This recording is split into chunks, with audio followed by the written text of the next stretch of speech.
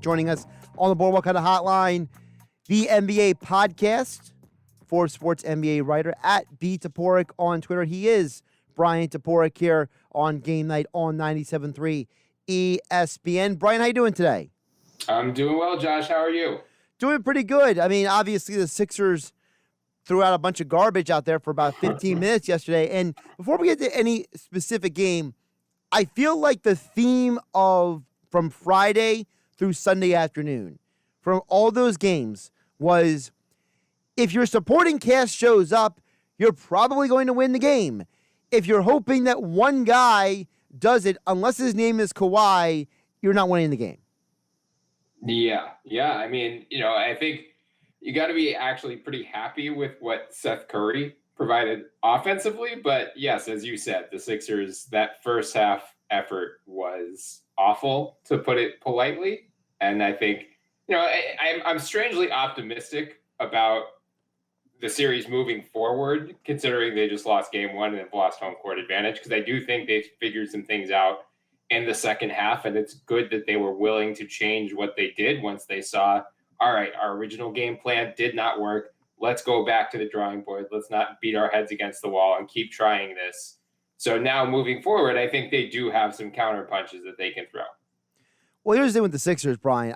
I'm not even fully sure if the game plan was the problem. I almost feel like the problem was the players didn't know what they were doing. You have this big thing where Embiid comes. First of all, I didn't even think Embiid was going to play yesterday. I'll be honest. My theory was Embiid's going to miss at least game one.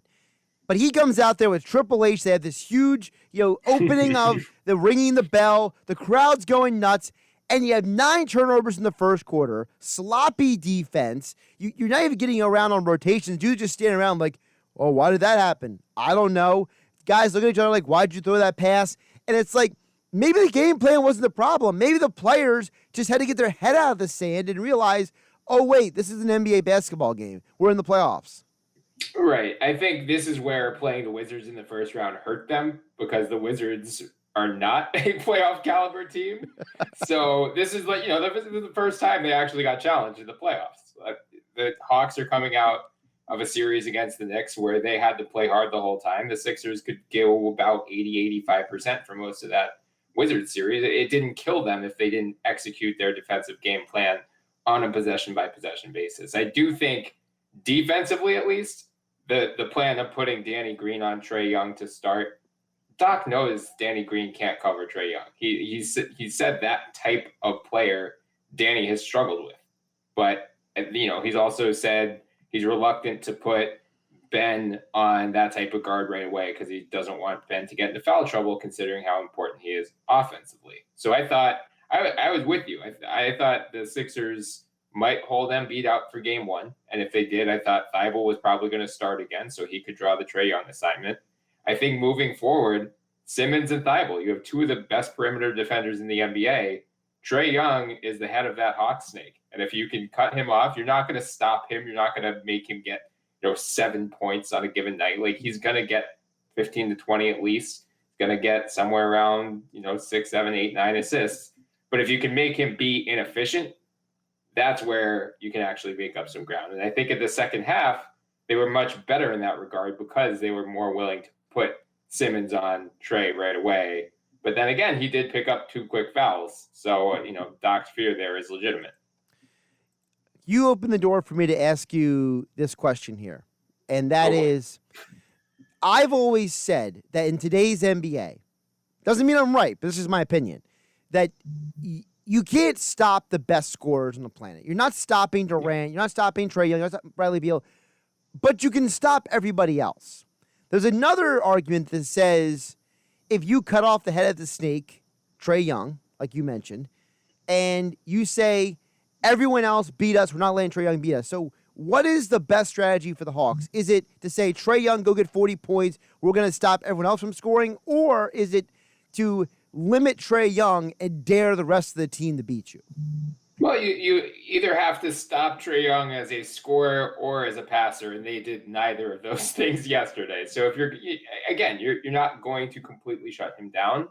And I think it's a fair question, which approach is preferable, letting Trae go for 40 or stopping him as a playmaker, and stopping him as a playmaker, or focusing on his scoring and letting the other guys go. The problem is the Hawks have a lot of other guys who could score, Bogdanovich and John Collins in particular, DeAndre Hunter as well, who didn't even play in game one. Who knows what his status is moving forward. Kevin Huerter came off the bench and had 15 points.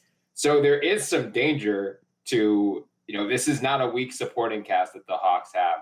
So I would lean toward make sure Trae isn't going as a facilitator and focus on that supporting cast. And, if Trae goes for 35 or 40, like we saw a game, earlier this year against the Wizards where Bradley Beal scored 60 and the Sixers still won. So I think this is going to be a high scoring series, but I think the Sixers have the personnel to at least cause the Hawks to be more inefficient than they were yesterday. Bryan Toporek joining us here on the Boardwalk Kind of Hotline on Game Night on 97.3 ESPN. He's the co-host of the NBA podcast. You can follow him on Twitter at @btoporek on Twitter. So how about the other question people have had? I've heard a lot of people say, why didn't the Sixers attack Trae Young more? Why didn't you make him work defensively? Now, that's a great idea. But the question is, Brian, how do you go about doing that? Because I feel like Nate McMillan isn't stupid. I feel like the Hawks aren't a bunch of idiots. They have an idea that they've gone this far with protecting him from getting into foul trouble too often. So how do you actually go about attacking Trae Young? Yeah, I mean, that's the question. That is the common refrain of how you make Trae Young at least more of a liability, especially in the playoffs. But I would argue that the Sixers, outside of Tyrese Maxey, don't really have the right personnel to attack Trae Young, like an off-the-dribble game. Like, Danny Green off the dribble you don't want that. That is not efficient offense for the Sixers. So whoever Trae's guarding, if it's Danny or if it's Seth, I would run those guys around a ton of screens and try to open them up for some threes. Because I think both guys, Danny had a brutal game yesterday on both ends of the court, but both guys missed some shots yesterday that they normally hit. So if he's guarding one of them, that's how I think the Sixers try to do it. If he's guarding Maxey off the bench, that's when you can attack him off the dribble as a ball handler. But I don't think Danny or even Seth, honestly, it's just not. It's not going to be efficient offense for the Sixers. Now, the other flip of the coin is, what do you say to the people who blame the game yesterday on Doc Rivers, who are saying, I've seen this before, he messed up the Clippers? Was yesterday's game a Doc Rivers fault game, or was that a player's fault game? Was that an everybody's fault game? And do you think Doc Rivers is a problem moving forward? I mean, the question all year, Doc was running the all-bench lineup throughout the regular season. We saw it in the Wizards series as well. And the question all year was, once they go in the playoffs, get deeper in the playoffs, start playing good teams, is he going to keep going back to that? We saw that in the first quarter. The starters get down early, and he goes to the all-bench lineup, and they just get their brains beaten in. And now all of a sudden the Sixers are facing a 20-point deficit. So I don't think this was Doc's finest game as the Sixers head coach, but I don't think all of the blame falls on him. I think you said it well. The blame's pretty much on everyone.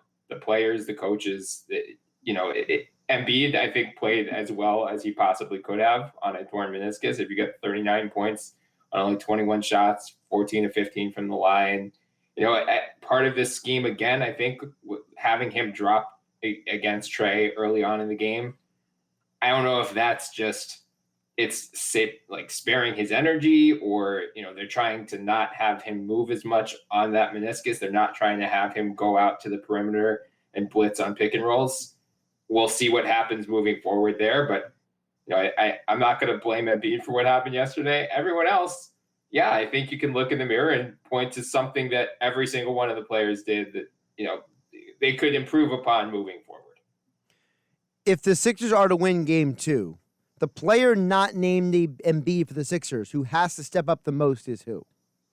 I think it's got to be Simmons, and I think it has to be Simmons on defense more than offense. I know that I'm sure Ben Simmons' free throws are going to be a topic of conversation from now until the playoffs end.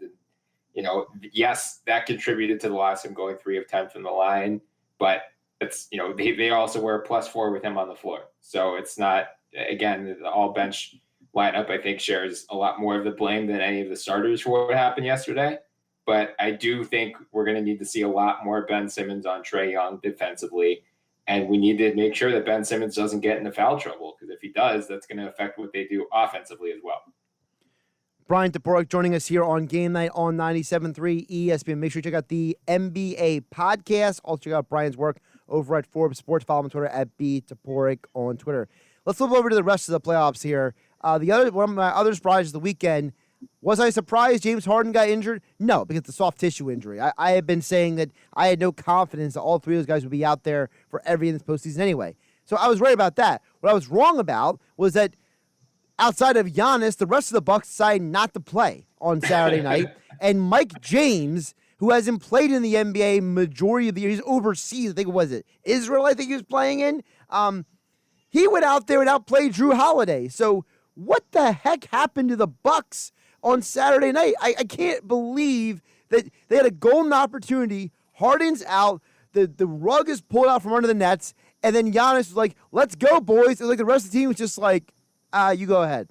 Yeah. I don't want to say it was a must win, because Harden's out for game 2 as well. And I can't imagine he's going to be back anytime soon after aggravating this hamstring again. So there's a chance James Harden doesn't play in this series at all moving forward, in which case, yeah, the Bucks blew a golden opportunity in game 1, but they're probably going to have another one at least in game 2 and probably moving forward as well. Yeah, it was just a brutal game all around. I mean, every nice thing people said about the Bucks in the first round series, said about Coach Bud and all of the adjustments that he made against Miami in the first round, it all just went out the window in this series. Giannis played 35 minutes in a 48-minute game that Kyrie Irving played 45. Kevin Durant played 40. Giannis, as you said, was the best player for the Bucks by far. It is just unconscionable that we keep having this conversation with Mike Budenholzer. And we saw it in Miami against the first round. Game 1, those guys all played 40 minutes in regulation. So going against a better Bucks team, I just don't. It's like, who is to blame for what happened to the Bucks? Pretty much everyone but Giannis. The coaching staff, the players. Chris Middleton had a brutal shooting game. 6 of 23 from the field, only 13 points. He's typically very efficient, so I think that will get better. And now that they've seen, okay, Mike James is going to be the surprise starter in place of Harden most likely, now that they know that and can go back and game plan for that, I think they'll be caught less off guard. I think it was honestly a situation where the Harden injury should have affected the Nets more than the Bucks, but it might have affected the Bucks more than the Nets, because you start PJ Tucker in place of Dante DiVincenzo, which is already a bold gambit from Budenholzer, and then losing Harden right away. It's like, well, now what do we do? The other thing that's interesting is that people forget that the Nets played so much of the year without Harden and Durant and Kyrie. You almost wonder if they're just used to them not being out there, kind of thing. And like you said, the starting at PJ Tucker was a bold move. I mean, when I saw that PJ Tucker was out there, I was like, really? PJ Tucker? Like, all right. I mean, we'll see. But that gets back to what you said. Like, Budenholzer makes these strange decisions. And you got to have to wonder, like, the first 3 coaches did not be out of jobs. None of them were fired, right? It was Brad Stevens moving to the front office. It was Stotts in Portland parting ways. It was Clifford saying, I don't want to be part of a rebuild. I'm out of here. You almost have to wonder, if the Bucks don't win this series, is Budenholzer the first guy like outright fired? Oh, I think so, especially if Harden doesn't play in the rest of the series. It seemed like Budenholzer was already, his job security was tenuous last year coming out of the bubble. And, I don't know how Giannis feels about him, but presumably they figured, let's give this one more shot in a, somewhat normalized playoffs, and we don't want to have a coaching change right before this Giannis Supermax decision. So let's just keep stability as much as possible. Giannis is now signed. Drew's now signed. Chris Middleton's now signed. They've got this core in place for the next couple of years. This will be the most attractive coaching job in the league if it opens up. So they will have their choice of candidates. Yeah, if Bud doesn't make it out of this series, especially if Harden is out for most, if not all of it, I just cannot see a way he keeps his job. And the coaching thing is fascinating to me, Bryan, because I talked about this on my show on Saturday, and that is This is the weirdest offseason for coaching I've ever seen because, last year it was Alvin Gentry, 2 days later, fired. Brett Brown, 2 days later, fired. Like, get off the plane, you're out of town. Like, dudes are getting fired left and right. And now this offseason, if Budenholzer's the first guy who's, like, outright fired, you have to wonder, what is the state of coaching? Because after what Mark Cuban said, that the grass isn't always greener, I don't believe in firing the coach. There's not always a better guy out there. And you're like, but the Mavs haven't been out of the first round since they won an NBA championship. So it's like, what is the state of coaching in the NBA that coaches are just like, you know what, I don't want to be at my job anymore? Or in Brad Stevens' case, it's, I'm one of the most successful in the Eastern coach of the Eastern Conference who has not gotten to an NBA Finals, 3 conference finals, but I'm burned out. Like, what is the state of NBA coaching right now? I think this year in particular, dating back to the bubble, has put an undue strain on everyone. Like having to come in on your days off for daily COVID testing. There's just a lot of extra that you didn't have to go through in a normal season. So I bet players, coaches, everyone to a T is probably burnt out on this season, could use a nice long off season. Unfortunately, they're going to have a shorter than usual off season, which is not ideal, especially for the guys going to the Olympics. But yeah, I mean, it's a fair question. It's just the Stevens thing, I think, is its own topic. But I mean, there were questions. I saw that Rick Carlisle was getting asked questions like, "Do you think you're the right coach for the Mavericks?" It's like Rick Carlisle is a top 5 coach in the NBA. If we're asking about Rick Carlisle, there are very few guys who should feel confident in their job security moving forward. So we have 4 teams left in the Western Conference for the playoffs, and none of them, if I remember correctly, have ever won a championship. It's the Nuggets, it's the Jazz, it's the Clippers, it's the Suns. You have 4 teams that have never won a ring. So of those 4 teams, is there one that you think is best equipped to win a championship in 2021?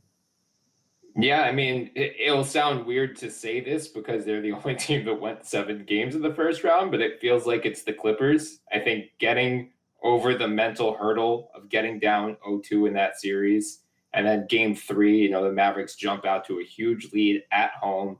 That easily could have just been Clippers crumble, go into a pivotal offseason. Kawhi's a free agent. This whole thing is blowing apart. They stuck together. Kawhi is just absolutely unreal. Paul George is shaking off the playoff P designation, and just having 2 elite 2-way wing scorers is typically the easiest way to win a championship in the NBA. So they have that personnel. They've got a strong supporting cast. I like their matchup against the Jazz, especially Mike Conley's nursing this hamstring injury. We don't know, presumably he's going to play, but we don't know how effective he's going to be.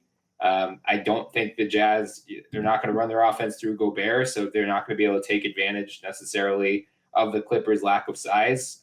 And then I think other than that, it's the Suns. I think, they're going against a Nuggets team.